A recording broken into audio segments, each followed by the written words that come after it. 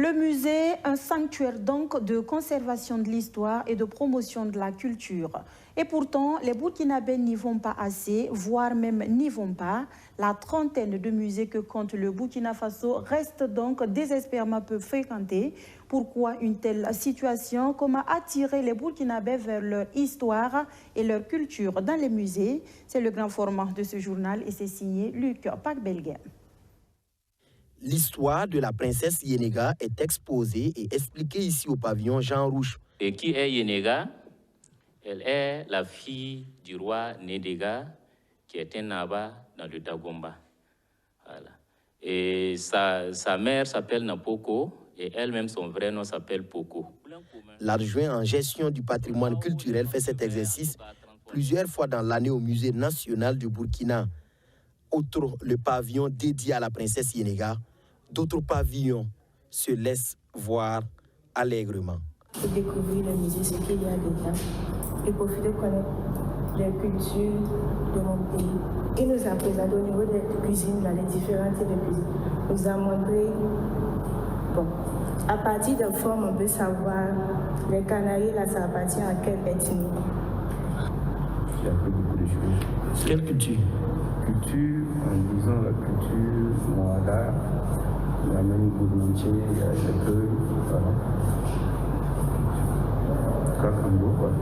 Rien qu'au mois de mai 2022, 9000 visiteurs sont déjà enregistrés. La plupart de ces derniers sont des nationaux, une inversion des tendances depuis l'avènement de la Covid-19 et du terrorisme qui ont fait baisser la fréquentation des touristes expatriés.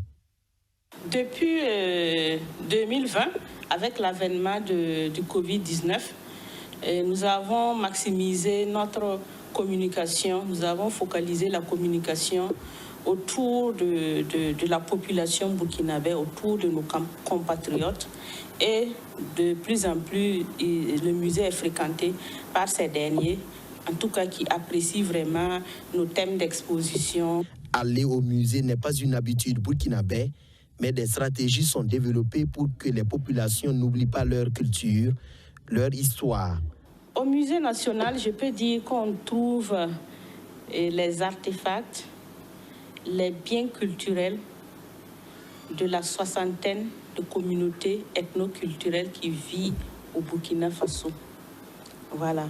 Vous avez des statuettes Lobi, vous avez des masques sang et vous avez aussi des textiles du sud-ouest. Il y a aussi des objets islamiques que nous avons pu, et nos prédécesseurs ont pu collecter dans la zone du sud-ouest.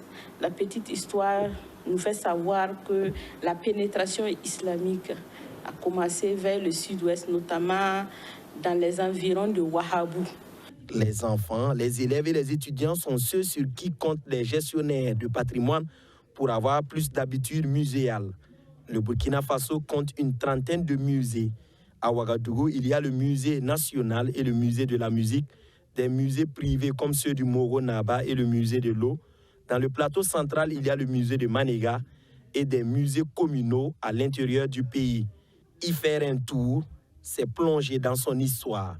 Nous sommes en train de voir comment digitaliser nos expositions pour que le Burkinabé qui se retrouve à l'autre bout du monde puisse vraiment visiter, avoir accès aux expositions, comprendre ce qui se passe au musée sans vraiment effectuer les déplacements. Tout le monde tous nous sommes invités. Bientôt, ça sera les vacances scolaires. Donc, c'est l'occasion,